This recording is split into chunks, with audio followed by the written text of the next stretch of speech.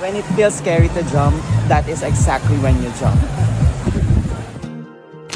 They say when it feels scary to jump, that is exactly when you jump.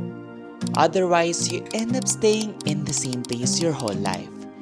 And I agree with that quote, literally and figuratively. Yung personal growth and new opportunities, it often requires us to step out of our comfort zone.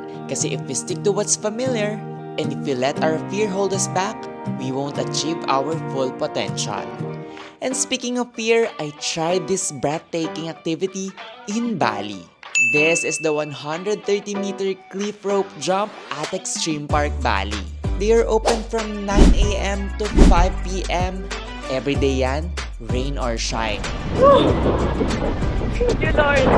Extreme Park Bali is in Nusa Penida. Walang taxi doon at karamihan ng tours hindi kasama ang Extreme Park Bali. Mas okay mag-book ng private Nusa Penida tour sa Klook na pwede mong i-customize. Use the code KEEPWANDERINGKLOOK to get 5% off. I suggest booking your jump ahead of time on their website. Jel, pwede bang walk-in? Yes, pwede. Pero keep in mind na priority nila yung may book na time slots. Price per jump is 2,700,000 Indonesian rupiah if cash and 3 million Indonesian rupiah if credit card.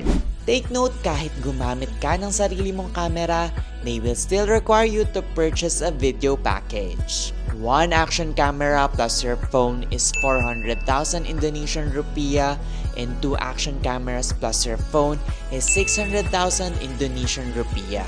And if you want a drone video, add 900,000 Indonesian rupiah. So if you ever find yourself afraid to take that leap, whether in travel or in life, remember, sometimes the scariest jumps lead to the most unforgettable experiences and growth. Don't let fear stop you from exploring new heights and discovering what you are truly capable of.